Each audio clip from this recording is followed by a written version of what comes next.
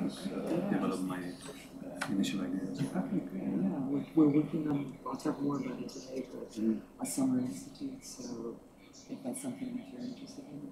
Yeah. I saw that you made this one, Yeah, the that's first one. Joseph saying it. We had it videoed. Oh. Should have known earlier. Meeting Hi. and then hopefully next time maybe Corfu or next Yeah, I'm looking. Welcome. I'm glad you're here. Glad you got parked. Yeah. Unless you just left the So car hi. and ran. Okay. But I'd say hello, everyone. Oh. Hi. Eric Aegis. And I'm Dennis. Nice to meet you. Nicholas, we would love it if you would sit over there. The tech stuff, yeah. Borja is here from Spain. It's one of That's the. Borja? Yeah. Hi, Borja. Yes, No, no, no. Yeah, hello there. there we go.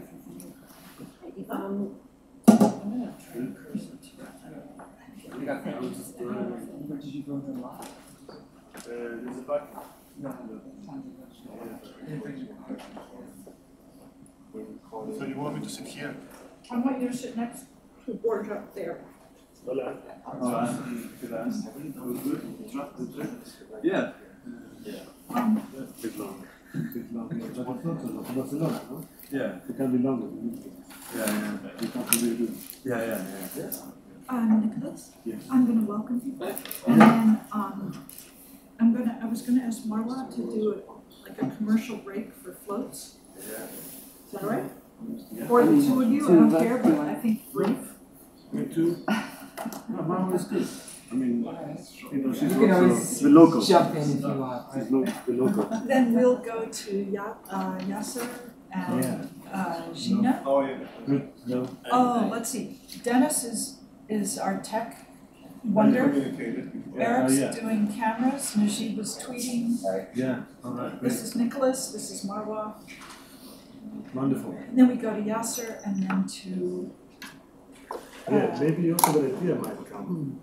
Another colleague of yours might she wanted to make it, but maybe she couldn't be there. I didn't understand that. I didn't understand. Okay. Anyway, we'll see. It's hard to travel in the city at this hour. Yeah. She also came from overseas, Wow. but I can get some more maybe. I told Nicholas today is the tree lane for at Rockefeller Center, so Midtown is in gridlock. You can show you. Najib? They said 5 minutes. Okay, great. Do you want this closed? I think 3/4, don't you? Would you sit on the other side of Marlo? He has special restrictions. Oh, you have restrictions, never mind. We'll get the other crew to come in and sit there. Yes. Which class is going to take? There she's in that meeting, I told him to get in here.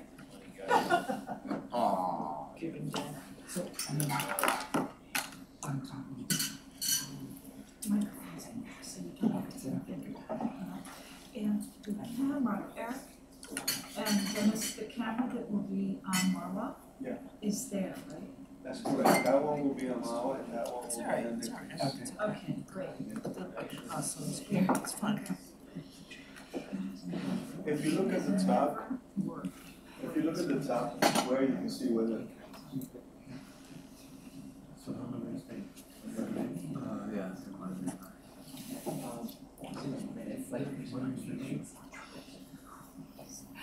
Yeah.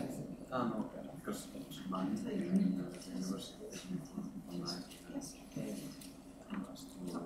It all, I just, I'm so used to it. I'm also This is Marwa, she's excellent. Oh, you have to finish your question. actually I'm just taking the master. They're twins. Yeah. Oh my goodness. We both have twins. That's underway. What is it with you guys? It has something to do with the sea? Procreate. The word We decided we'd It's good do it in for one go. realize we have no time. We You have get the to, whole family done and. so many bad guys out there, we have to outnumber them. That's impressive. Talk about Sicilian. waking up. You know, you never stop thinking about them. I'm telling you what's ahead.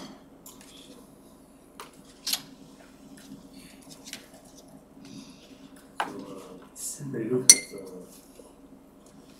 priority, right? So you want to, they're gonna go first. They're gonna go first. Introduction analysis.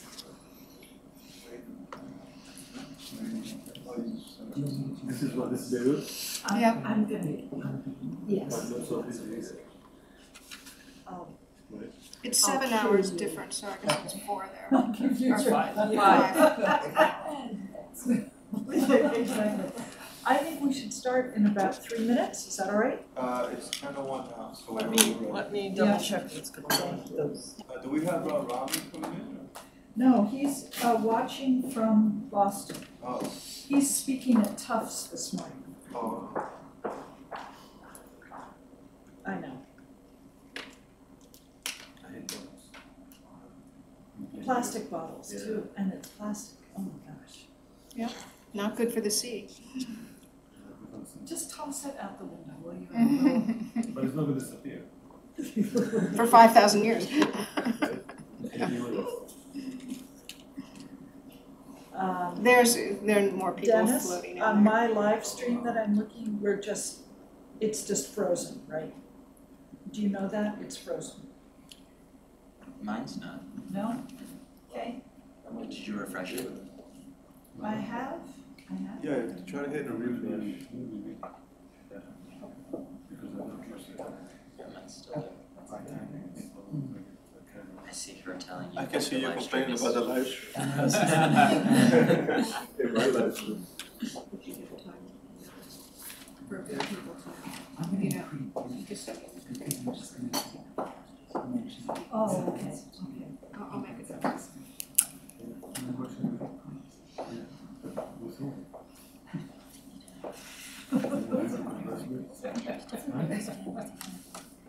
Maybe Rami will jump from Boston.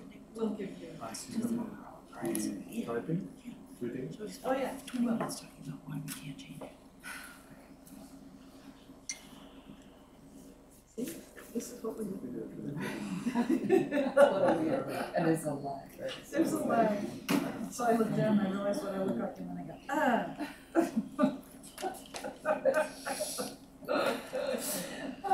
You're totally being filmed. No.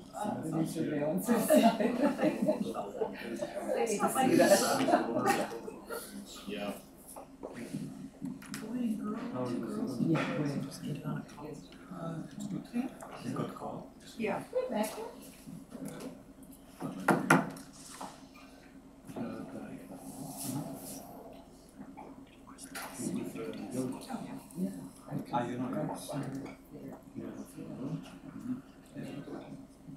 Whenever you're ready. Whenever you're ready, just Thank you. Thank you. Good morning. Already in the morning. Megan is in our office. Portia has come from Spain. I know. So, You would think if you can get here from Spain, that maybe you could get here from the office down the hall, but just stay. I know, it's the ones close by. All right, I think we should start, Dennis. Yeah. Yes, So we're good? let's go for it. All right, hello and welcome to another New York Beirut briefing. I'm Allison Freeland in the New York City office of AUB. We are joined by guests and friends in College Hall in Beirut. Hello to Beirut. And we are joined by an audience online as well. Our topic today is the sea, some of the communities that are affected by the sea, some of the communities that affect the sea. The sea is inextricably entwined with climate change, migration, oil and gas exploration, all these other things, sovereignty, borders. How do we parse all of those issues and what are some steps forward that we can take? And today we will hear from 4 people who've thought long and hard about some of these issues. Each will present his or her thoughts for about 10 minutes, and then we'll be open for conversation, discussion, and questions. We have Dr. Yasser Abu Nasser and Gina Talj in Beirut, and Drs. Nicholas Kosmatopoulos and Dr. Marwa El-Shakri in New York City. A quick note, this briefing is tied to a conference that's happening at Columbia University tomorrow and Friday in New York City, co-hosted by a group called FLOATS, the Floating Laboratory of Action and Theory in the Sea, at the Sea. Okay, FLOATS. And people are coming in from around the world to be part of that conference, and I thought I would ask quickly if Marwa, you might give us perspective on what FLOATS is, or if the two of you. How's that? So thank you for this invitation, and I'm looking forward especially to the discussion with the group in Beirut. So Nicholas and I first started talking about creating something like a research consortium or an experimental platform focusing on issues pertaining to the sea around 2016, I think it was. And we decided to focus on the sea for at least 3 reasons. The first is that we can more or less consider the seas as one of the last earthly commons, which are now kind of under threat today. And I just want to make a quick note about what the term commons refers to. Generally, it's considered to be a kind of cultural and natural resource that is owned in common by all people. Marwa, can you hear me? Yes? Yes. Yeah, sorry, could you raise your voice just a little bit? Sure. It's a little bit difficult to hear from here. Okay. I have a low voice, but I'll try and project a bit. So the idea of a commons, as I was saying, is something that is technically considered to be a cultural and natural resource that's owned in common by all people, hence not owned privately. It's also interesting, I think, to note that the term was originally a Roman legal category that referred to a communis, which is to say things owned and enjoyed by all, versus a res publica, or public property managed by the state. So we can think of the sea, again, as something that is now under threat as a commons. And so this was one of the things that I think motivated us to focus on the sea. The second significance, I think, of the seas is that it's a fascinating, if to date, little studied space for the exploration about our past and present human and non-human habitats and national and international political spaces. And finally, the third reason we decided to focus on the seas is that we can also consider it to be a vibrant realm for imaginary futures, which is itself, I would argue, an exercise in politics. Indeed, the sea has often featured in numerous creative works, from art and literature to mythology and science, and is therefore often the site for much imaginative interplay between our collective ideas of terror and fantasy. I will talk a little bit at the end about our aims and aspirations, along with a new proposal we have for a summer institute for the people's history and ethnography of the sea. But I think I'll leave it at that for now, and then return to a more specific discussion of what we've been doing and what we hope to do in future afterwards. Leave it at that for now, and Yeah, bring it up, bring up the rest later. Thank you, Mama. And we will start in Beirut this morning. Our first speaker is Dr. Yasser Abu Nasser, and he's an associate professor at AUB and the co-author of a recent book called Climate Change Planning, a reader in green infrastructure and sustainable design for resilient cities. In that book, he's written about the impact of sea level rise on coastal communities, and Yasser's also been involved with proposals for the planning and development of the coast zone of Beirut. And so he will speak, and then let me just introduce you, Gina, as well. Gina Talj is a marine ecologist, environmental activist, and founder of Diaries of the Ocean. And that has the aim of spreading awareness on the marine environment. And it's a group of people from different fields dedicated to preserving what remains of the Mediterranean Sea coastline and biodiversity. So Yasser, maybe we could get you to start, and thank you so much for your time today. Okay, thank you everyone. Can you hear me in New York? Yes. Okay, cool. So we're going for the 10-minute thread. I've growing up, or recently, I've always promised myself I will always live in a city that's near the sea, and for that, just simply the color blue has always captured my imagination, and hopefully I will keep that promise to myself. And I think a lot of how we perceive the sea really comes from the shoreline. And this is what I will be focusing my talk a little bit right now. And I think, you've all seen the title, the shoreline as a sink, source, habitat, and a conduit. The shoreline is that thin line, and the width of that line is very much open to interpretation, but it is that interface between, what we have our session title between the sea and the community, what I would really prefer to call it between the sea and the land. Because the land can capture anything from community to whatever we can include in there, and the same thing as the sea. So in many ways, the shoreline really is a place of flow of material, of energy, of people. It is a receptacle as well. And, a lot of these four terms really come out from a lot of the work that I've been directly and indirectly related to shorelines.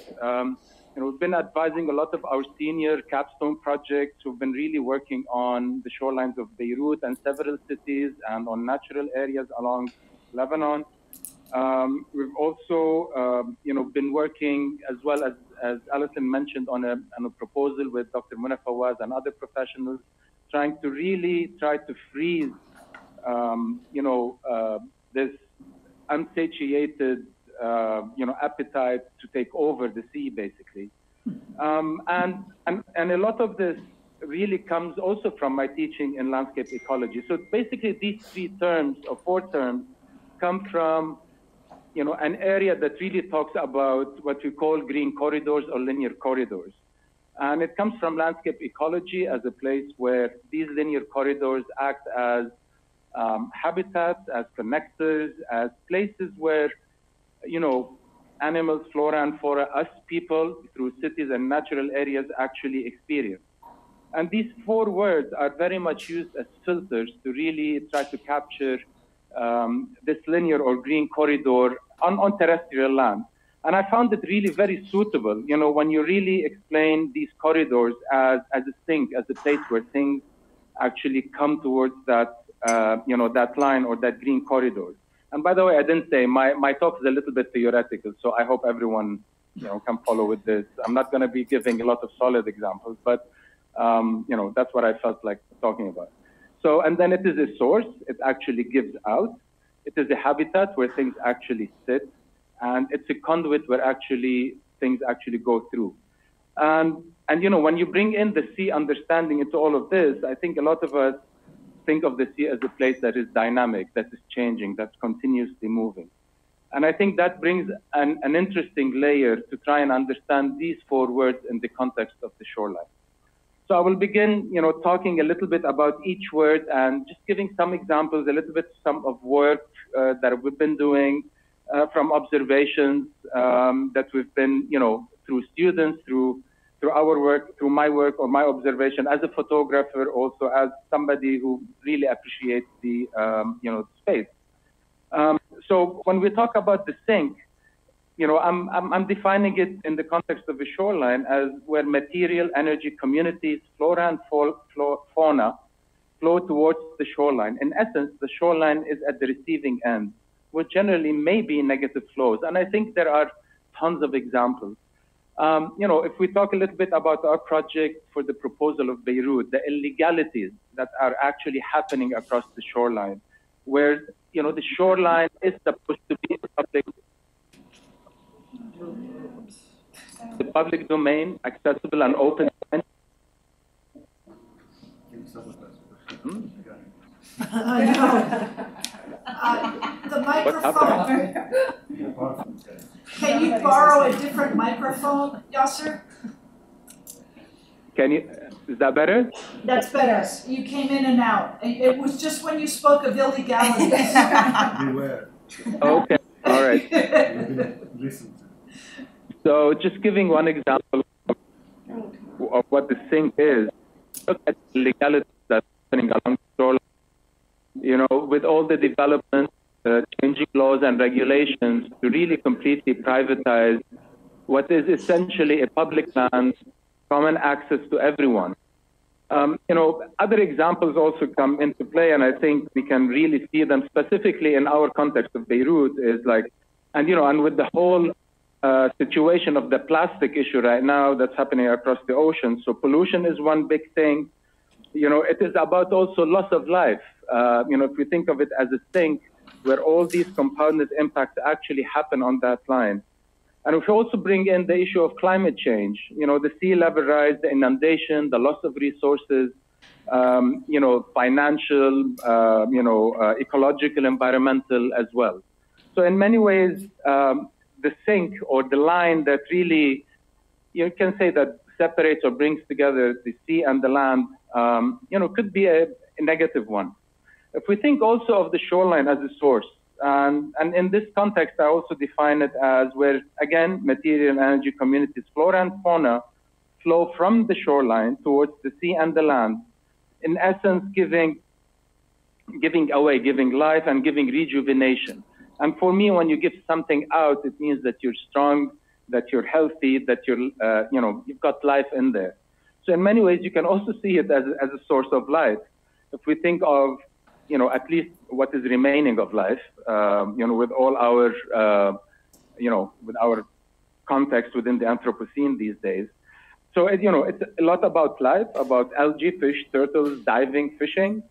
It's about energy as well, you know, thinking about waves. It's a source of ecological complexity and diversity. You know, it's a spiritual place. I mean, as I started with this, the color blue, it just really captures imagination. It's always captured my imagination. And I think it captures the imagination of everyone, you know, being around and being close to the sea. It's the vastness that actually, you know, gives you some elevation beyond what is really materialistic. It also gives, for me, it's very much about the sense of exploration. You know, if you think of all the continents being explored, discovered, and so forth. So it is very much about a place, point, a source to try and find, you know, new adventures and new places. If we think of the shoreline as a habitat, it's again where material energy communities, flora and fauna, sit and reside. They just are static. You know, it's about taking over space. It's taking, you know, maturity. It's very much about when you're sitting in one place, it's about nourishment, it's about evolution. And it's very similar when we actually, as humanity, discovered agriculture and we stopped being hunter-gatherers and decided just to sit in one spot and develop our habitats, basically. So the shoreline in that context means just being static in many ways, static in the sense of, you know, physical mobility, but doesn't mean in evolution, that it's about nourishment. And we can think of ample examples of habitats, you know, our cities and homes, flora and fauna as well, our resorts, our places of art intervention. For example, the whole Corniche, I recall 5-6 years ago, and you know, there were students from AUB who actually produced extensive installations, art installations along the shoreline. They were habitats, places of, you know, interest and stay for these art places and expressions. It is also a place that stores energy. It's also a place of history and memory. You know, if you look at, for example, our Raushi place, which is, you know, you can see a lot of remnants of prehistoric flint tools and so forth. If you also extend all of this to any shoreline, historically shorelines were actually starting points, places of trade, places of connection, and places where people actually interacted. And with our last fourth word being the conduit, you know, the shoreline, the conduit here is very much about the flow. And again, flow can actually happen through that shoreline, from land to sea, from sea to land, and actually also along the shoreline itself. And and that's a very and for me, the idea of the conduit is extremely important, because in many ways, when things go through something, they're filtered in one way or another. So if we look at surges and seas and waves actually going through that shoreline and maybe taking over parts of the city, then maybe destruction actually happened. It's also very much about the barrier of movement, as I gave also the example. In Lebanon, by law, which comes from the French law, we are really supposed to be able to access the whole sea from north to south. But due to real estate issues, a lot of money making, these barriers actually stop this flow of movement. So it's very important for it also.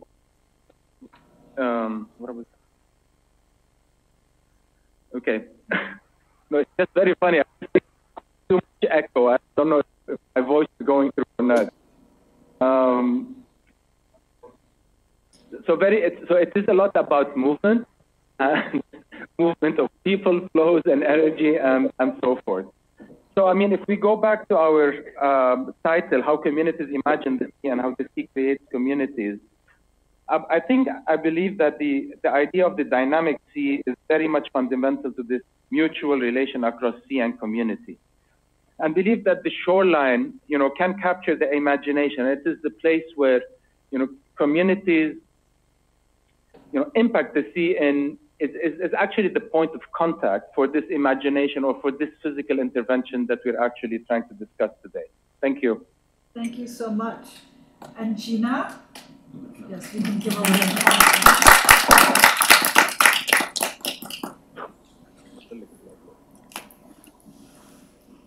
We want to make sure we can hear you. Hello. Can you hear me? Bring the microphone close. Good.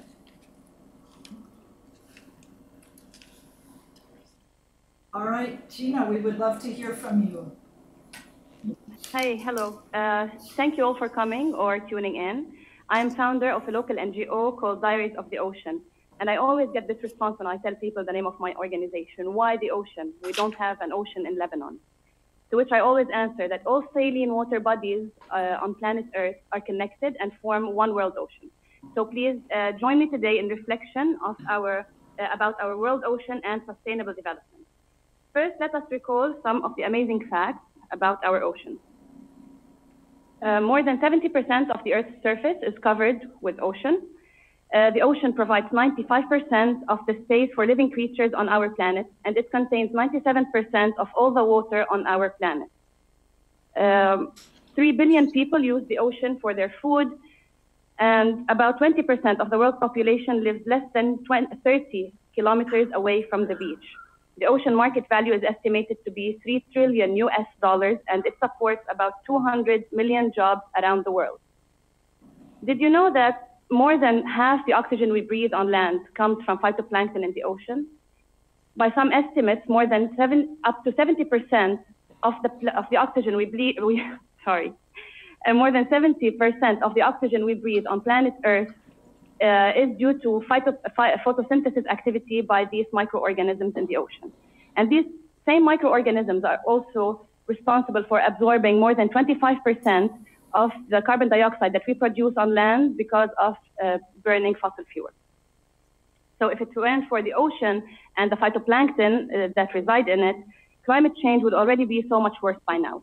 And yet, when we look at the ocean, we see the effects of human activity to the deepest point that we know of. It is estimated that 30 to 40% of the ocean surface is already affected by human activities due to fishing, transportation, pollution, climate change, and habitat loss. We are taking sand out of the ocean. We are taking fish out of the ocean. We are taking minerals and metals and oil and gas out of the ocean. And there is an increasing amount of activity in the deep sea. And then there's fishing. We take too many fish by big fishing fleets in ways that do not allow for the fisheries to regrow. On the other hand, we have climate change limiting biodiversity, warming the seawater and expanding it, and worst of all, making it more acidic. All that, combined with weak ocean governance, has really put our world ocean at peril, and we find ourselves facing a challenge to stop this decline before it destroys us all. So where is the solution? When we think about sustainable development, we have the 5 Ps. P for prosperity, for partnership, for peace, for people, and for the planet. And all of these 5 dimensions are linked to the ocean one way or another. Prosperity because of the resources that we take out of the ocean. Partnership because the ocean connects us around the world. Peace because the ocean allows for war, but it also allows for peace. And then we, the people, live on land, the planet, but we interact with the ocean in so many different ways. It's no surprise that Goal 14 of the United Nations Sustainable Development Goals focuses on the ocean. It talks about conserving and sustainably using the ocean and the coastal zones. It is an ambitious goal, and we should think about having hard targets and really pulling through on them so we sustain the ocean and its resources for future generations. And particularly, we must improve the way we govern our ocean. There is no global ocean governance, and that is very dangerous. So let's think about an implementing agreement to the United Nations Law of the Sea. Let's end overfishing by implementing a management plan and stopping subsidies where that applies. Let's keep the plastics out of the ocean. There's an enormous amount of plastics in our society. More than 300 million tons of plastics are produced annually, most of which ends up in the ocean. So we are taking too much fish out of the ocean, and we are putting in too much plastic. That's just fantastic. Let's talk about offshore operations. Now with talk about looking for oil and extracting oil and gas out of Lebanon offshore, let's keep an eye on how things are being done. How are they proposing, for example, to protect marine biodiversity from fossil fuel activities? We need global ocean accountability. Accountability is a big challenge. Let's think about the high seas as a resource, or maybe even a reserve. One of the most amazing proposals I have heard is that it makes economic and ecological sense to close the high seas, which is everything that is 200 miles away from the shore, close it completely to all fishing activities and all other human activities. What's going on? That's my voice.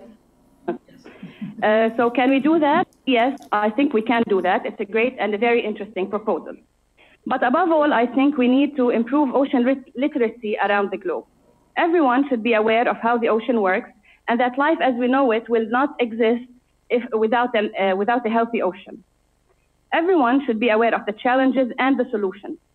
In fact, Diaries of the Ocean started as an awareness campaign in schools where we would talk to students about marine biodiversity in Lebanon and the challenges it faces. Today, we spread awareness and education among all parts of the community and to all ages. Fishermen is one of the groups that we interact with regularly, and I must say they are the toughest and the most challenging crowd. One of the greatest challenges today facing humans is sustainable development. In the ocean, that means management of and for human beings. We must learn how attitudes are formed, why attitudes are formed, and how we can bring these attitudes into the management of the marine environment. So why do attitudes matter? Because how we see the ocean can be driven through social norms by how society views or values the ocean. And how people react towards management is very much dependent on social interaction, on their individual perspective and their individual situation in society, which is driven by social and economic constraints. So to wrap up, how can we take on a pathway that is more sustainable, that allows us to justly use ocean space and resources today and in the future for generations to come? Through increasing ocean literacy, through implementing a participatory approach in which all citizens and their different uses of the marine environment are considered, through increasing ocean governance and accountability, and through creating more marine protected areas. Thank you.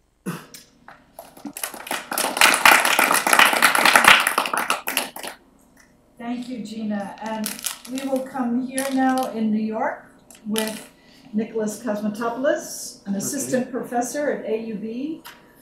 His research interests include the expert politics of war and peace in the Middle East, and more recently, the solidarity politics of the sea in the Mediterranean.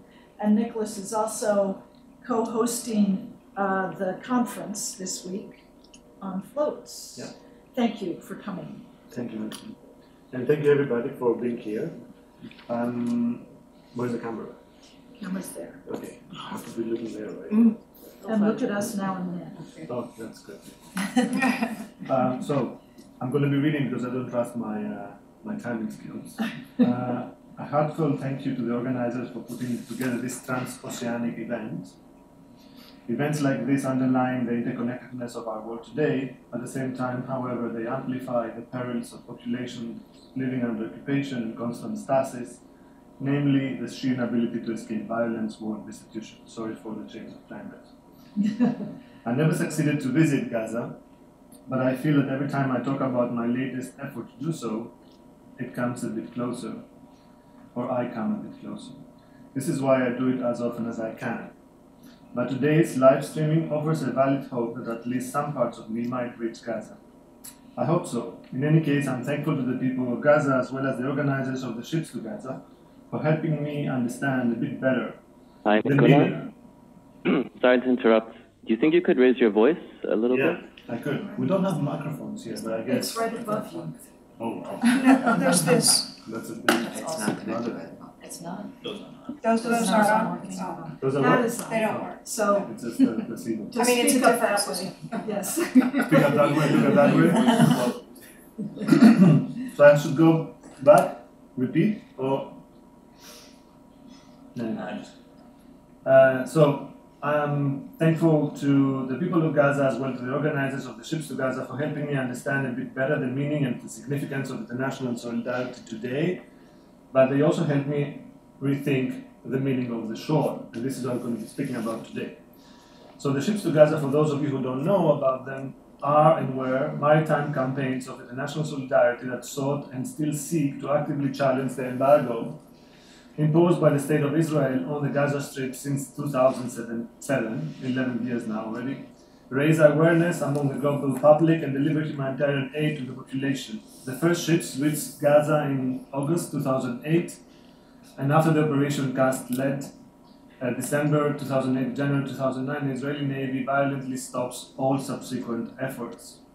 The so-called Gaza Freedom Flotilla in spring 2010 was the 9th attempt and by far the largest, with 10,000 tons of humanitarian aid consisting of building materials required for the reconstruction of houses, along with generators, prefabricated homes, drugs, medical equipment, children's toys, school material. Among the 700 participants were doctors, lawyers, journalists, trade unions, artists, academics, anthropologists, and lawmakers from dozens of countries. On the early morning of May 30th, the Israeli Navy violently attacked the ships while they were sailing on international waters, 70 miles from the coast. The attack resulted in the killing of 9 and the arrest of 700 passengers, the confiscation of all ships, and the temporary incarceration of everyone on board. International analysts approach the events mainly from the perspective of maritime law, regional security, and state antagonism. However, the overwhelming focus on state violence and geopolitics largely eclipsed the emergence of the maritime solidarity movement. I suggest the term terraqueous solidarities to define grassroots political movements that take to the sea to practice solidarity with those resisting or suffering from contemporary forms of colonial enclosures, state oppression, and humanitarian neglect. Sea-based solidarity inadvertently carves out a novel political space that operates beyond, or rather at the boundaries, of state territoriality. The shore, the physical political boundary between the firm land and the fluid sea, has become increasingly central for the deployment of the new and important forms of state expansionism and international solidarity alike. I will give 3 brief variations of political shores, which I call tidal, convergent, and uneven, respectively. Tidal shores. In September 2007, a few weeks after Hamas won in the Palestinian elections, Israel declared the 365 square kilometer territory a hostile entity, imposing a land air sea embargo and limiting the movement of goods and persons into the Gaza Strip and reducing the supply of fuel and electricity.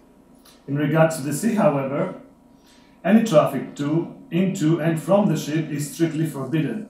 Since 42 years, there was no international boat actually arriving in Gaza. Fishing is tolerated, but the Israeli Navy applies the official 6-mile radius in such an arbitrary fashion that deaths, injuries, and arrests of Gaza's fishermen are frequent. As Weizmann has shown in his study of the absurd system of population control in Palestine, the objective is, I quote, a mechanism of routinization of arbitrary military control that is internalized by the subject population, leading to protocols of acceptance through negotiating its loopholes, permits, exceptions, smuggling, quote ends. The trips to Gaza constituted a concerted effort to challenge these loopholes at the maritime terrain, but eventually were also subjected to the arbitrary violence of a tidal border. At first, the Sea of Gaza presented those enforcing the embargo with the headache of controlling the influx and outflow of movement along a maritime geophysically fluid and therefore porous border. But they made out of the problem an opportunity to expand the deployment of the state sovereignty deep into the sea. The border's material fluidity suited the state's practice of arbitrary demarcation of the border. Citing security concerns, Israel effectively transformed the Sea of Gaza into an almost unlimited gray zone of state control and resource extraction. A fluid administrative shore not only isolates the embargoed land from the rest of the hinterland, but it figuratively pushes it back and forth into the sea, using the border to its own advantage. Convergent shores. Against this reality came the formation of the International Gaza Freedom Flotilla. The Greek ship to Gaza decided to acquire a 64.30-meter-long, 500-ton, 50-year-old cargo vessel filled with 50 tons of humanitarian aid. At Piraeus, the port of Athens, the organizers were fortunate to heavily rely on the solidarity, support, and labor of a specialized and unionized workforce. The Piraeus dock workers, longshoremen, and metal workers unions embraced the initiative through public declarations and, most crucially, their labor. When I visited the headquarters of the Dock Workers Union in Piraeus, posters of the International Dock Workers Council and pictures of striking workers reflected their pride in their professional belonging. The walls told the long history of dock workers and longshoremen struggling for economic rights, work-related benefits, and racial equality in the workplace. A strong communal sense of solidarity and international nature of the labor drove and enabled them to form global unions, which often protest against the occupation in Palestine by blocking Israeli cargo companies such as Tzim from landing their cargoes. At that time, the union had 300 members, of which approximately 60 volunteered at different stages. The union's executive committee supervised their workflow, organized the shifts, support groups, security teams, and the cargo management. When problems with customs procedures emerged, the union mobilized their acquaintances in the harbor to resolve them promptly. Because the cargo was not homogeneous, the boat usually carried loose cargo before, such as sand and gravel. Extra care was taken to ensure that it would not shift during the trip and endanger the boat. For this, the workers had to install brackets in the hold to tie down the containers carrying the desalination machines. Finally, the union protected the ship from other threats. Quote, "Of course we're afraid of sabotage," said the union leader. To prevent intentional damage to the propeller and the hull, the union's diver undertook underwater inspections on a daily basis. In addition to inspecting the ship's perimeter, he undertook regular hull and propeller cleaning by scrubbing away accumulated matter. Today, the official website of the Dockers, www.dockers.gr, maintains a separate section with photos documenting their work and the pride for working on the ship to Gaza. While working on the ship, the dock workers engaged more intensively with the geopolitics of the Middle East, they told me. The ship's presence guided many of their colleagues to think about Palestine in a more direct way. The ships to Gaza in this way brought the geopolitical shores of Palestine in the Middle East closer to the laborious shores of Piraeus and vice versa, hence convergent shores. Uneven shores, that's the last part. The Terraqueous solidarity of the ships to Gaza serendipitously invented a powerful symbolism in the figure of the wooden traditional fishing boat. The unequivocal symbols of the open sea and the fishing boat floating undisturbed on it featured in the popular imagination as weapons of the weak, deployed against an embargo imposed by a powerful army and largely ignored by the national community. The small fishing boats, Free Gaza and Liberty, were the first ever vehicles to reach Gaza from international waters in 42 years. That was in 2008. Their much less famous voyage is extolled in Gaza We're Coming, a 3-part Al Jazeera-produced documentary, which tells the story of the two fishing boats towards Gaza. That's their side. They've had trouble hearing you, and I believe they are restarting their feed so they can hear you better. Oh, so what do I do? I think that we breathe for a minute and see if this comes back on. Hello, come on in. Good idea. Have a seat right there next to those muffins. We are if those of you watching online can just wait a minute, we have a technical difficulty, and once the feed comes back up between Beirut and New York, we'll be right back with you. I was just talking about sabotage too. I know, it's every time you talk about illegal things and sabotage, right? The stream goes down, that's right. But we do have, Do we get disconnected? we have someone calling. Beirut's restarting. Well, oh, okay. Well, they're restarting. See if it's there. On the you're watching the live stream. Excuse us all. Justin, do you want to put a message out on the live stream? Yes. Thank you. Yeah, they will know the time those powers. We're back. Yeah. Thank you.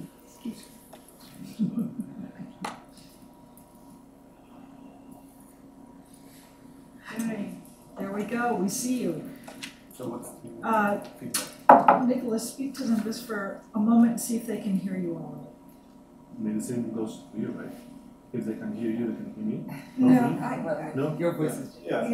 Yes. Hello, you hear I'm me? always hearable. Yes, I see. Yep, we can hear you. Okay. So, great. what should I do? Should I I think start from where you just Yeah, start with stopped. What did you miss? Okay, that's the third part. The The uneven shore? shores, yeah.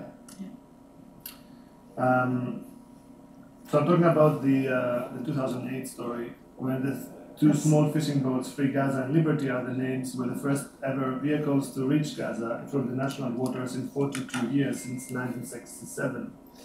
Their much less famous voyage is extolled in the documentary produced by Al Jazeera called Gaza We're Coming, which tells the story of the two fishing boats towards Gaza. The film marks the strong identification of organizers, captains, boat builders, and port workers with the main symbols, which are our sea and the traditional so-called fishing boat. The film takes the viewer to a shipyard on the island of Evia, where Liberty was modified for her mission. There the focus is on the organizers' pride about the boat, encapsulated in quotes such as, I quote, "Well, it's not exactly the Queen Mary, but with a little bit of fixing it will surely surpass it." Quote ends. The fishing boat imaginatively juxtaposed the fisherman's natural right to movement against the enclosing logic of powerful states. The takeaway is that running a political campaign against the siege around the symbol of the traditional fishing boat was the key element that steered the political imagination and drove the success of the campaign. At first, the campaign organizers were thinking mostly in terms of material forces and the effective mobilization, but the vocation of inspiring maritime symbols, linked to the idea of uneven powers embarking from the shores, proved equally crucial to mobilize the public. To conclude, tidal, divergent, uneven. The shores of the Mediterranean are never stable, rarely static. They are always moving towards one or the other direction. In this movement, they reveal communities and communal forces that can leave traces on the maritime maps of international politics. In my brief story, border experts, dock workers, fishermen, solidarity activists, and anthropologists came together to remake the map of the Eastern Mediterranean according to their own ideas of security and solidarity. We must keep an eye for those movements, communities, and new maps that can guide us through the uncharted waters of the sea and shorelines increasingly made invisible and unthinkable by forces, policies, and politics which are often beyond any communal control. Thank you. All right, thank you. And now we'll go to Marwa Al-Shakri, Associate Professor at the Department of History at Columbia University. Thank you so much for being with us. And yeah, thank you again. I'm going to shift gears a little bit and talk more about what we are trying to do with floats and in particular, a new initiative that we've planned for the Summer Institute for the People's History and Ethnography of the Sea. But before I start, I just want to say that I really enjoyed this discussion so far. And I think one of the things that it shows is how a focus on the sea can bring together many people from different disciplines, from landscape architecture, or people interested in environmental science, to anthropology, history, and activists and others, which is precisely what we had in mind when we started this research consortium or experimental platform. So first I'm going to talk very generally about some of the broader aims or aspirations that we had in mind when we founded this. And then I will shift on to a discussion of the Summer Institute and try and kind of encapsulate some of the themes more generally that we're hoping to cover in this, again, experimental collective that we formed about a year ago. So I would say that we have about three broad or general aims or goals. The first that was really to create experimental platforms for ideas and action, to think about how, in effect, we can bring theory and practice together when thinking about or thinking through questions surrounding the seas. The second is to rethink the relationship between politics and pedagogy or learning. And the third is to reimagine our collective future, which is something, as I mentioned at the start, that I think is at the essence of politics itself. So first, in terms of experimental platforms, when Nicholas and I first started thinking about this project, we wanted in particular to rethink how we communicate and disseminate ideas within and beyond the academy. At the start, we were especially concerned with the question and problem of how to create new spaces for discussion and for the exchange of ideas as much as new platforms for collective political action. The latter being an especially pressing problem in our times, I would say. And indeed, this is still very much a current or running concern for us now. And our new initiative, the Summer Institute for the People's History and Ethnography of the Sea, which I'll talk more about later, also forms part of this broader goal. So the second of our general kind of aspirations and aims was to try to revitalize the traditional liberal arts conception of classroom learning. We wanted in particular to move away from traditional classroom dynamics with all the implied hierarchies of status involved in institutional life and all the old power dynamics involved in traditional teacher-student relationships and replace it with something new. We were especially keen to try to bring in hands-on field experiences into our projects, as well as to introduce new modular formats for conference discussions or classroom learning without relying too much on traditional conference or classroom formats. Of course, as we've discovered, that's easier said than done. But what we wanted to do essentially was to literally float from location to location, starting first with the Mediterranean Sea. This, we hope, would allow us not only to canvas a diverse set of experiences and commune with a broad range of communities, but also move beyond narrow disciplinary boundaries, both within and beyond the confines of higher educational institutions, by bringing together academics with artists and activists as much as with ordinary people.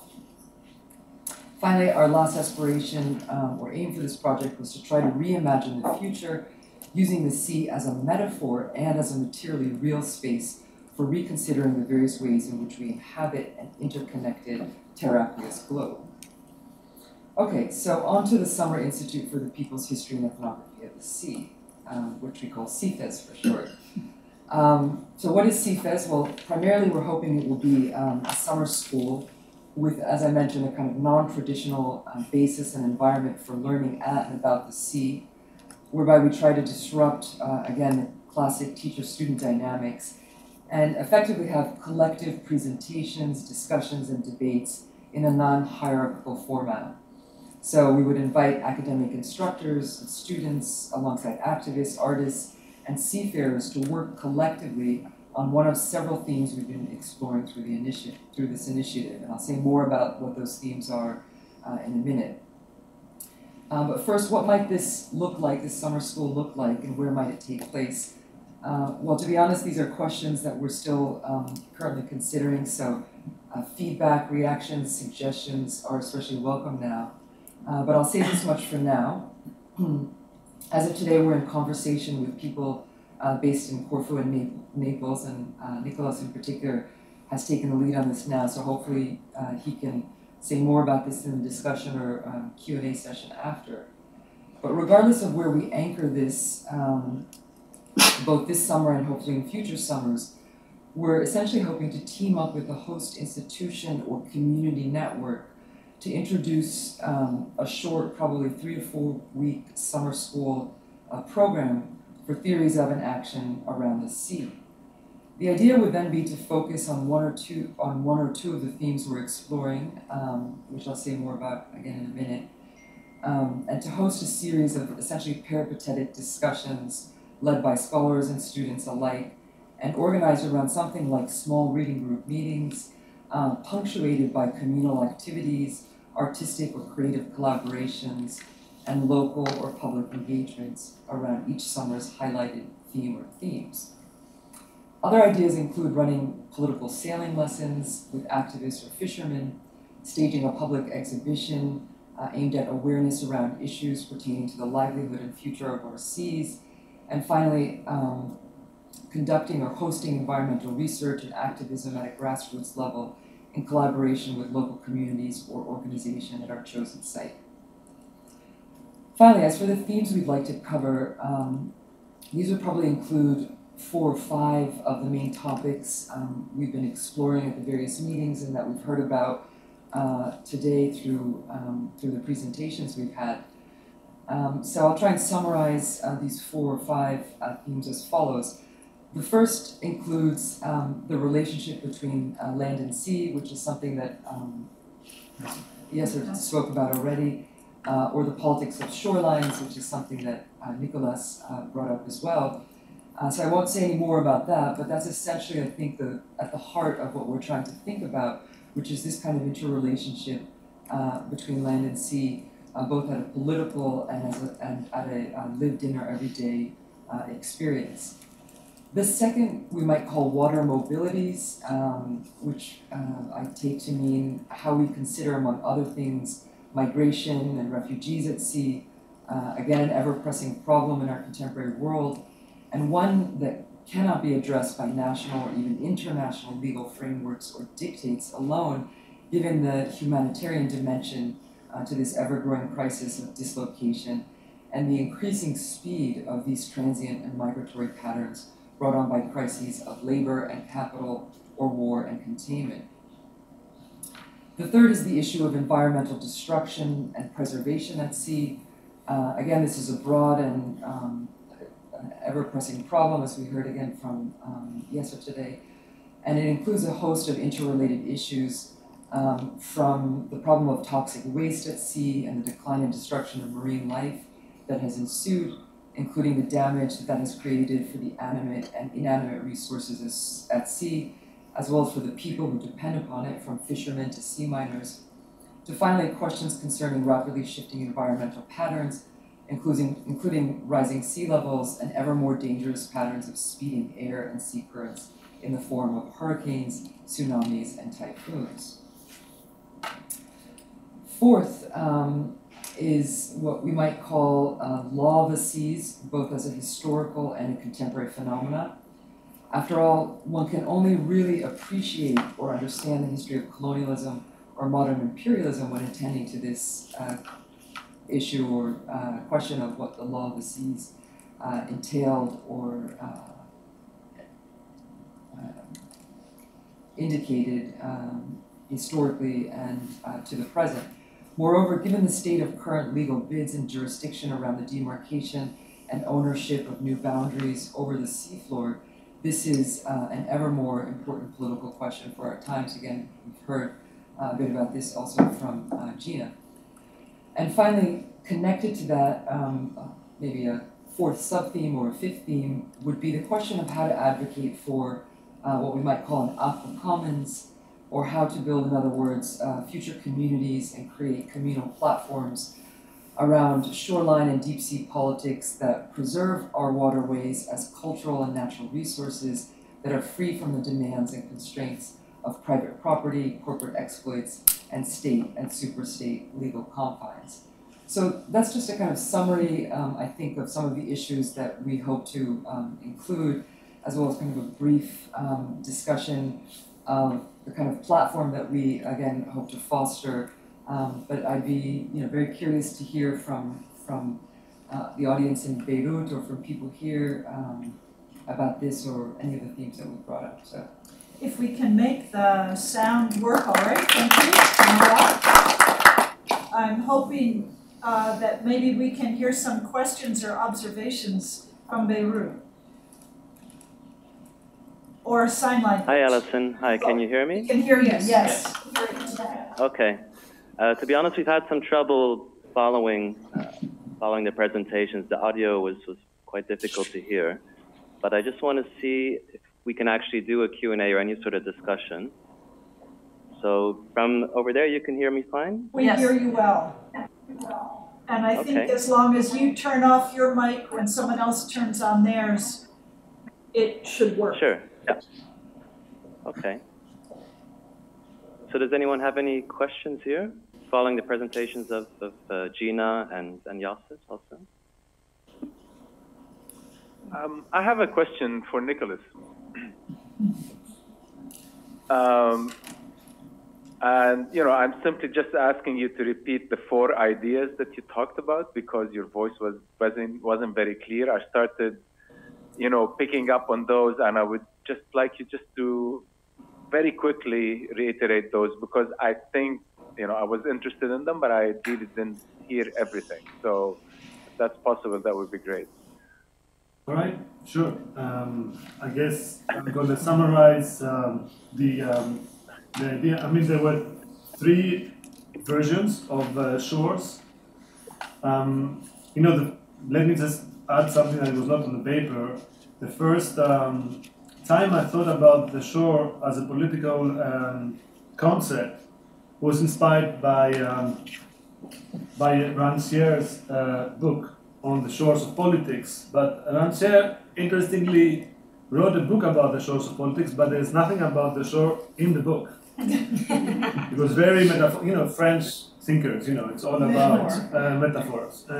But I thought then, wait a minute, that's not just a metaphor, it's a very useful actual concept that's very helpful to better understand what's going on with the relationship between sea and land, politics, and imagination today. So then I tried to put together my experience on the ships to Gaza, which has been, formative for me for many reasons. I don't want to talk about it now, but and what does it? How can I rethink, the shore from the point of view of politics? What Rancière wanted to do.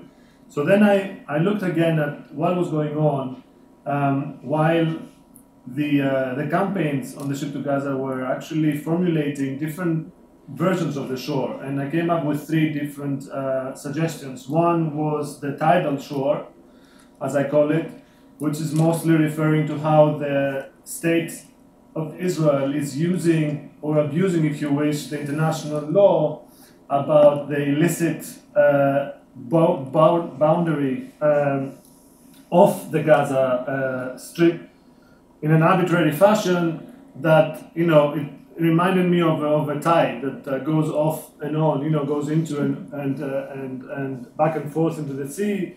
Sometimes they say, okay, you can fish up to the 3 miles, then next day perhaps 6 miles, then again you cannot fish at all.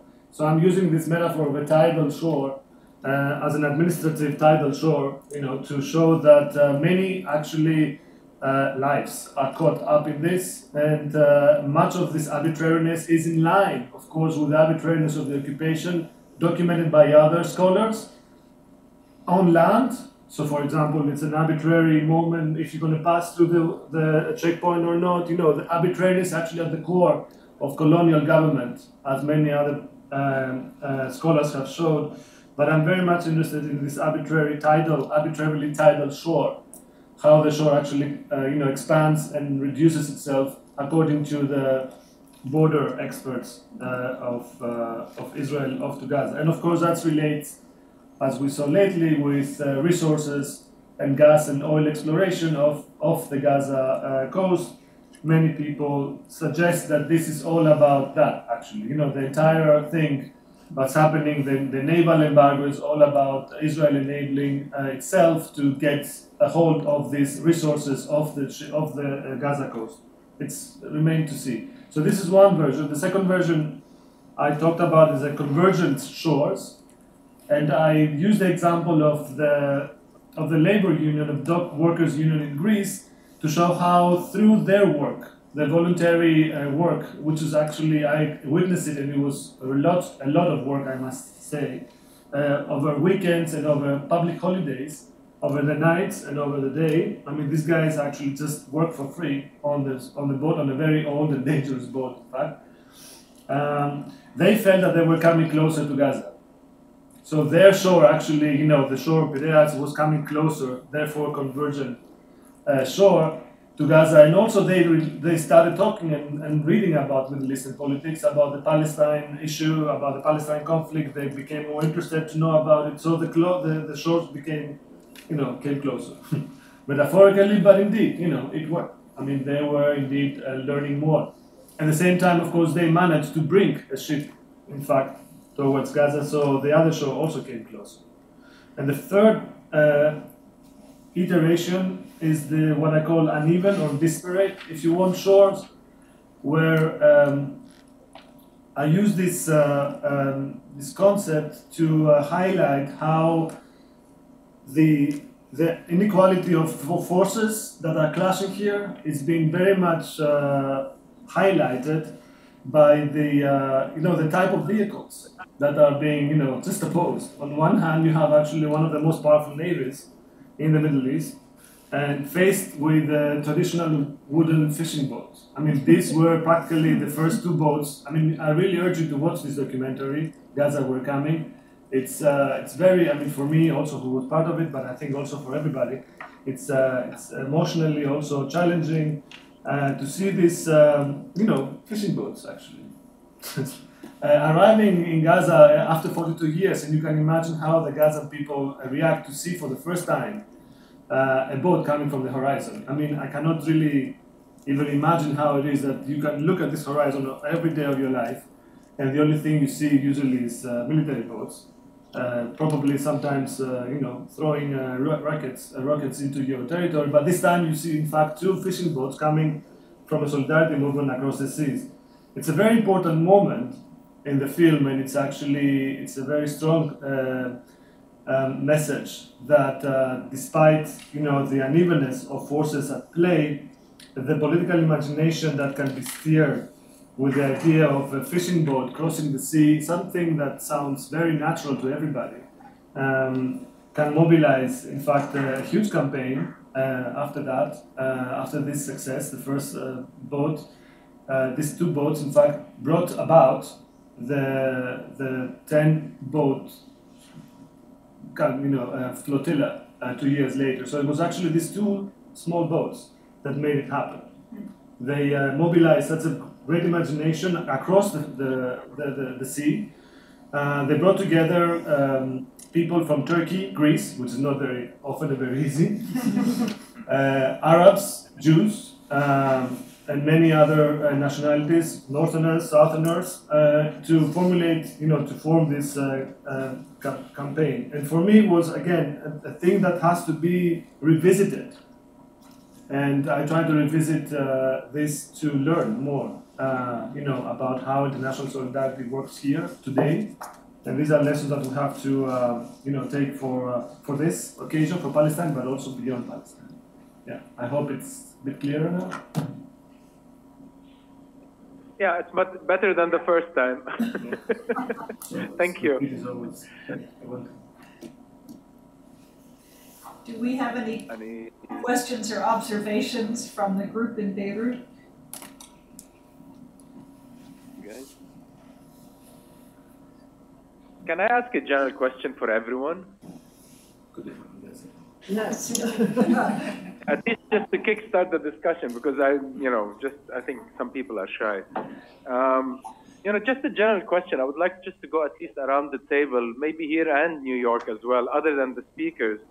Just maybe everyone for like half a minute, just describe how do they see the sea, how do they relate to the sea, how do they connect or disconnect with the sea. I think that would be a bit helpful to try and see how everyone sees that.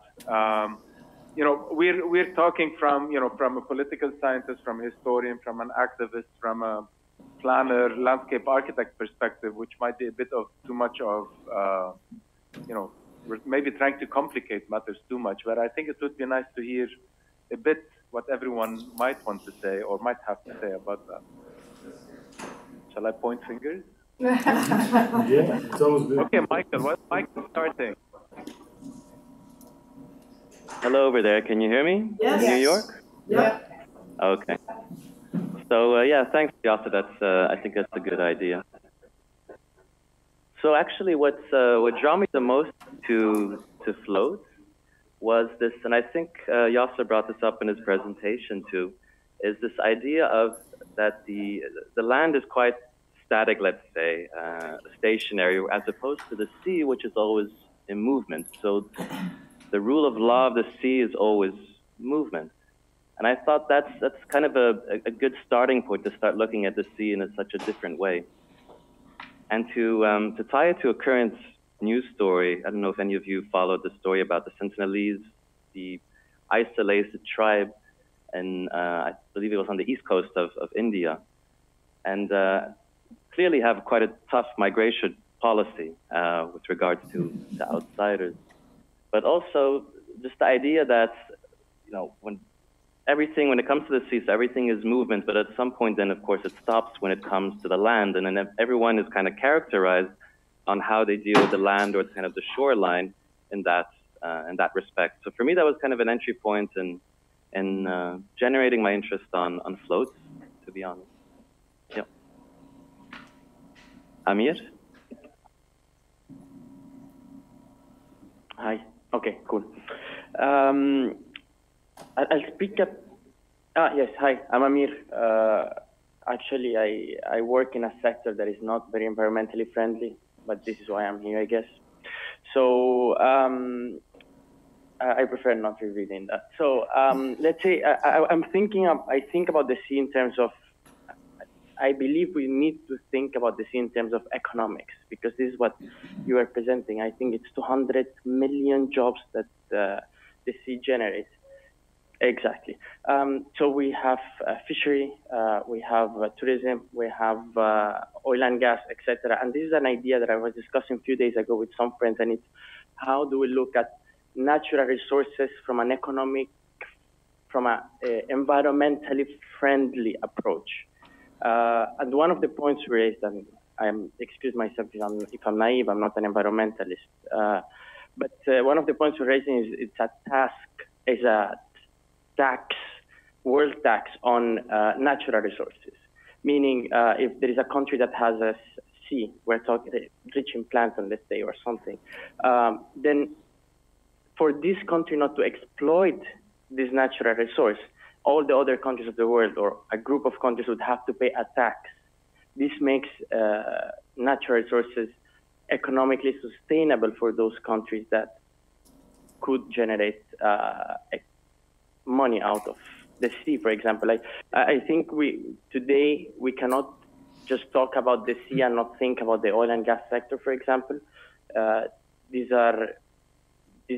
are economic terms to this, and I think we should find environmentally friendly economic solutions for those countries that have sea and have oil in their sea or have fish in their sea, etc., etc. Thank you.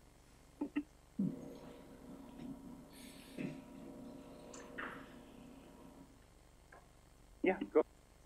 We have another. Okay, my name is Randa Saad, and I'm technically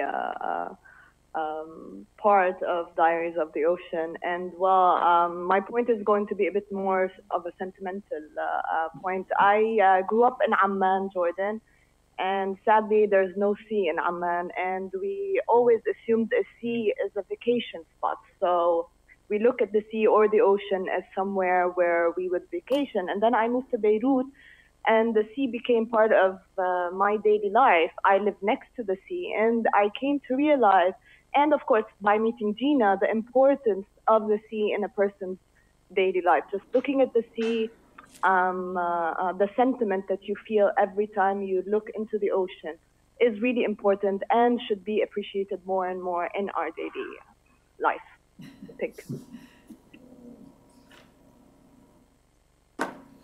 Maybe some views from New York? Well, I would say that, you know, in New York City, obviously we're on the shore, but we're by the sea, but very few of us are aware of it. I became very aware of it during Hurricane Sandy, when, you know, when the sea levels rose dramatically and there was a lot of flooding in New York. But I really love this idea, and thank you, Nicholas and Marwa, for bringing up these flotillas for peace, you know, also this idea that the sea isn't earthly commons, you know, it's ungovernable in a sense. And it's, Jean said it's life-sustaining. So, I don't know, those were all ideas that sort of touched me, and I'd like to know more about them. I could say something. I come from Barcelona, so I always had a direct relationship with the sea, and what I think attracts me most about the sea is that for me it's the ultimate contradictory space or element in this planet, in the sense that it can be very close to our daily lives, to our culture, it informs our identities, but also it can be a really distant place. It has this otherworldly character to it, and this has different repercussions. So another contradiction is that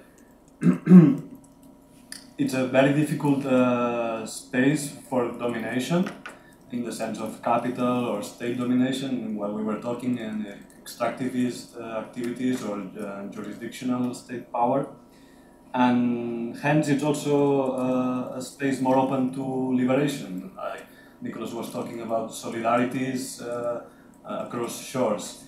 And I also think there is a parallel here between it's a space for difficult for intellectual domination. So many frameworks of intellectual thought don't really apply when focused on the sea. Let's talk about political science, and hence it's also a place for intellectual liberation. And that's why I think the sea as a space, as a materiality, but also as a metaphor, brings possibilities for very enriching and creative intellectual debates, as Floats is proposing.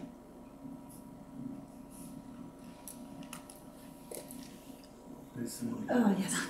Sorry, I came in a bit late, but you have to speak up all the way to Beirut. Yes. Okay. Sorry, yeah, I came in a bit late, but like the way that I see sea development, it's that the sea is a big asset that some people, so in real estate it's a big asset, but also socially it's a big asset.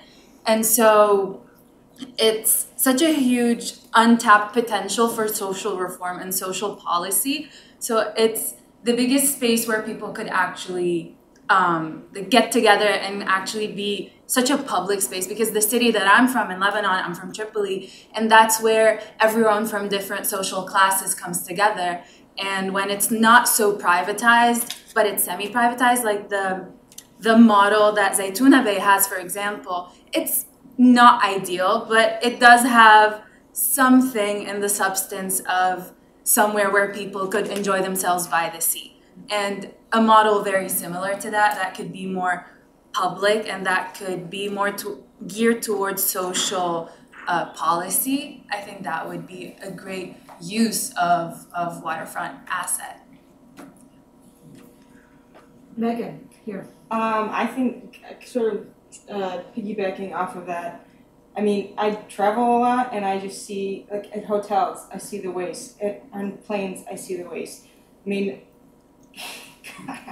companies that are producing things I think more energy needs to be put into like change your packaging, use reusable forks, reusable cups.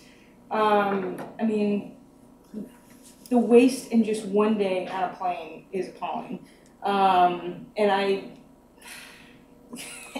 It's just frustrating because I also think that there's a gap in, like, if someone doesn't experience the sea, why are they going to conserve it? Why are they going to do anything for it? So, like, there's this great article about Jack Turner called "Not on Any Map" in the Sun magazine, and he talks about that. Like, if you're not outdoor, if you're not outside, if you're not in nature, then like, why would you even vote to conserve it if there's a disconnect? So, I think spaces that provide that sort of connection or energies geared towards huge organizations that could create a paradigm shift are needed.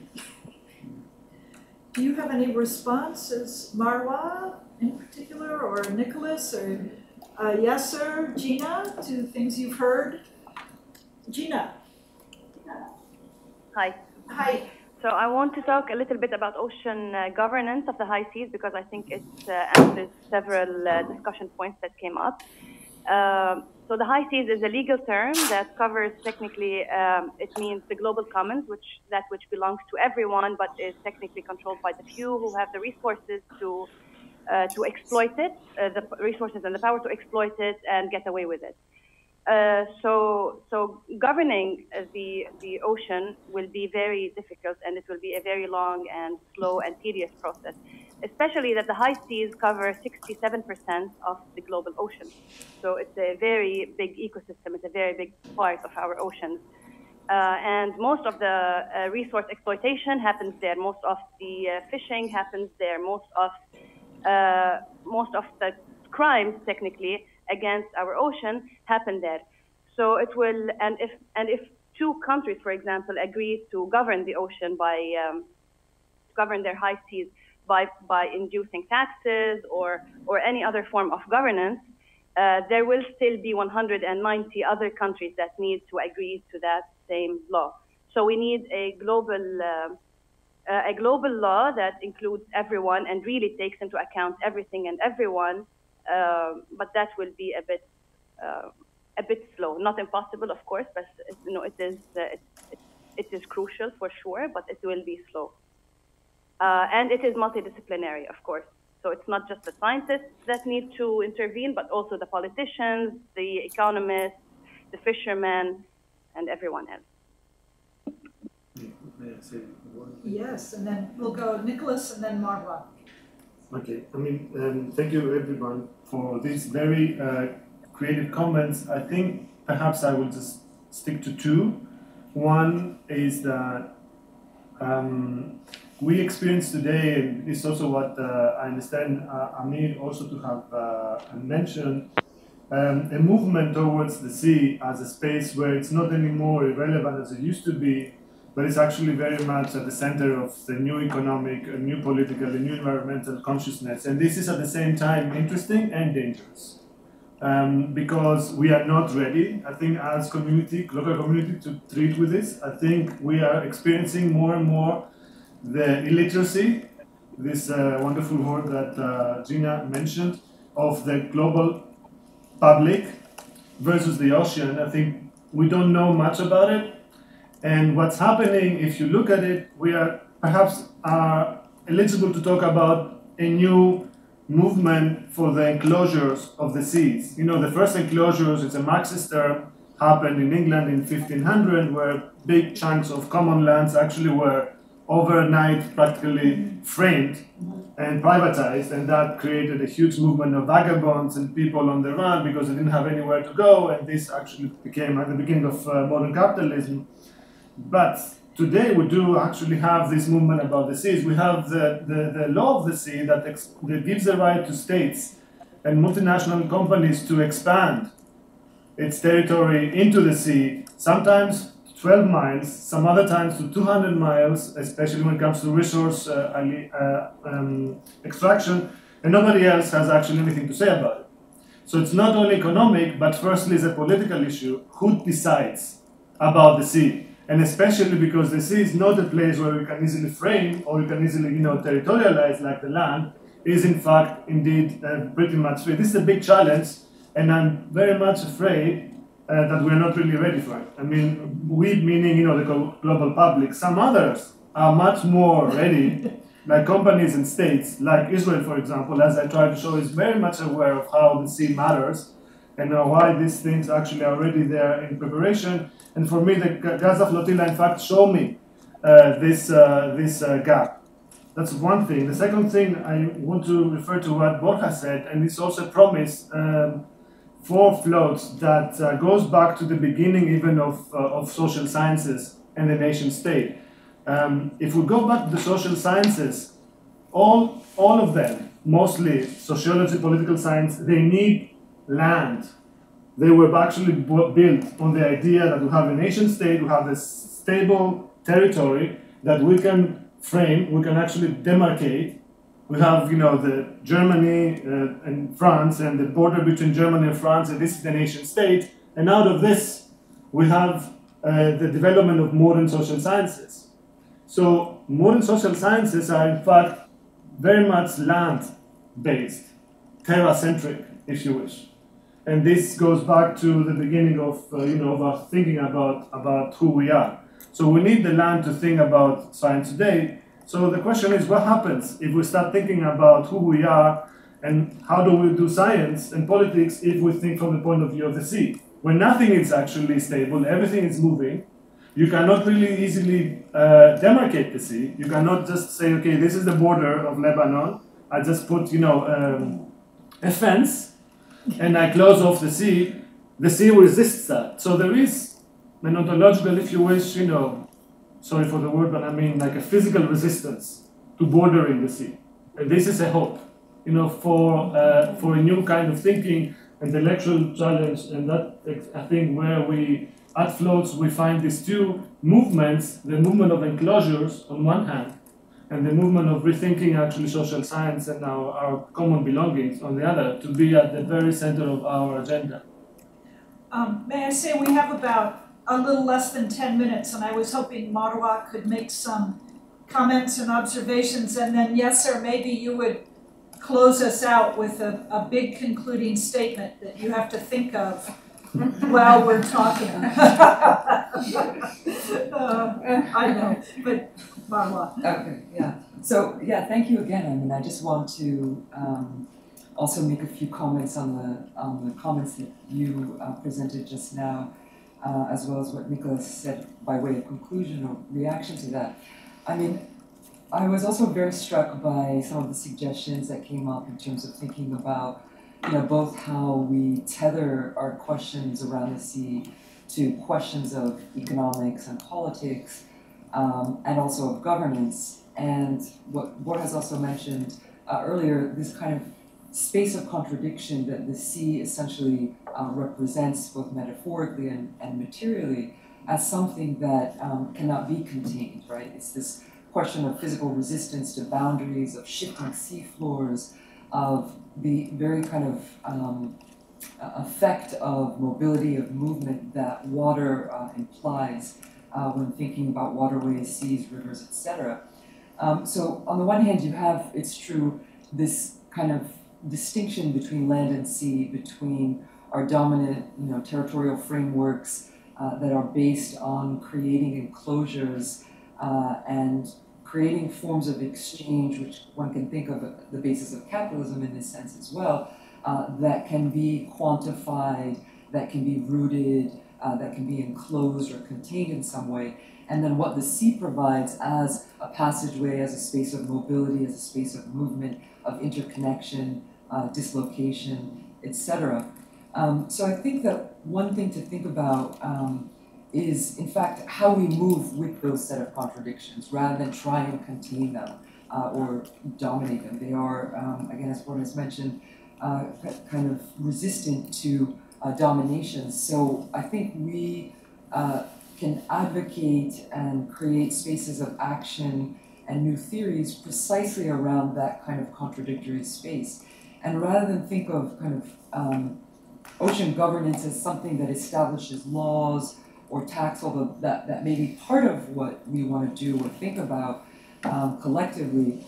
But rather than think just in terms of regulatory mechanisms, we might actually think about how we push against forms of regulation and forms of containment. So this idea of creating the high seas as something that cannot be exploited by fisheries, by sea miners, etc., that has to be a kind of open domain. That's one way of thinking about how you push against certain forms of governance and regulation that are organized around systems of containment.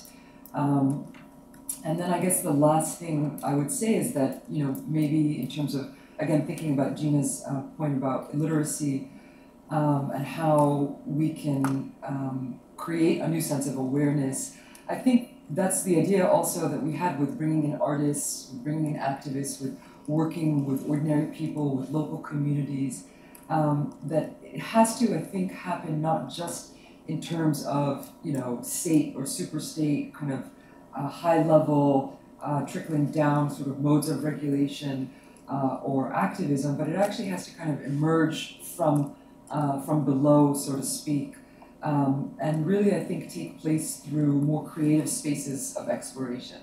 So just as, for instance, when technologies around, there are a lot of parallels, for instance, between what we call outer space and the seas, right? They're unknown domains. They're not subject to legal, juridical containment in the way that we would like, and yet they are constantly being explored in that vein.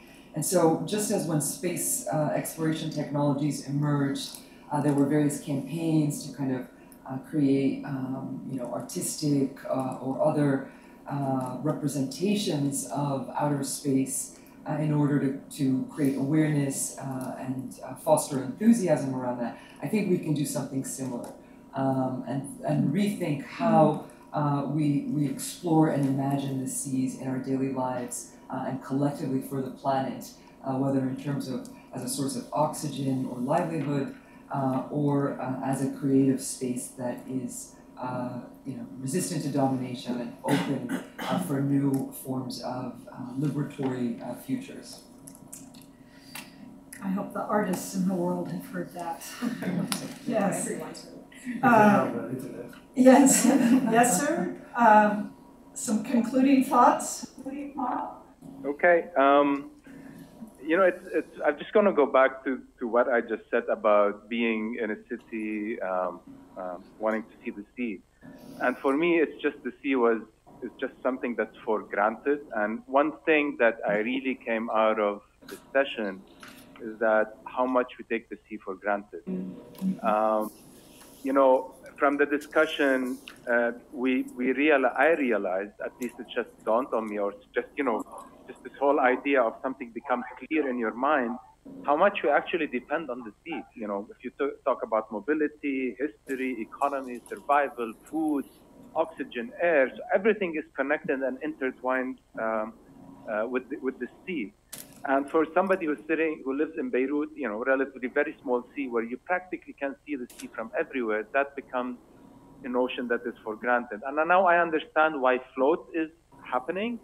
And you know, and the 5 ideas that Marwa put out, I think they are fantastic, and they capture the essence of what you guys are trying to do. And hopefully, you know, I would love to be involved in this eventually as we move forward. I think the notion of governance, as much as it is a fantastic notion, you know, Marwa, you mentioned something about being bottom up and trying for that to actually happen. I think that's probably the toughest and most difficult piece of the whole story. So I would just like simply to conclude that, you know, it's such a fantastic topic for me. I mean, I came in with something and I'm coming out with something else, and I hope everyone else also had that, you know, feeling or sense of this. Thank you. Thank you so much.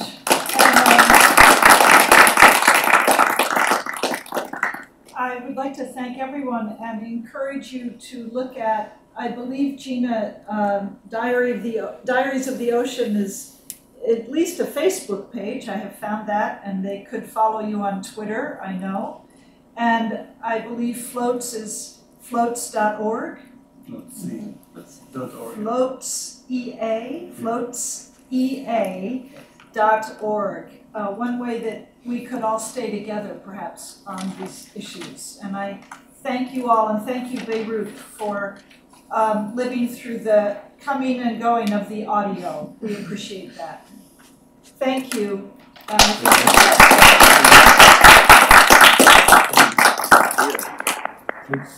Right. Yes. Ronnie missed out, right? He did miss out. But well, maybe he could live. Oh, Rami was watching. He was watching, yes, and he was texting. He was texting. Yes. Could you bring the camera in a little closer? Yes,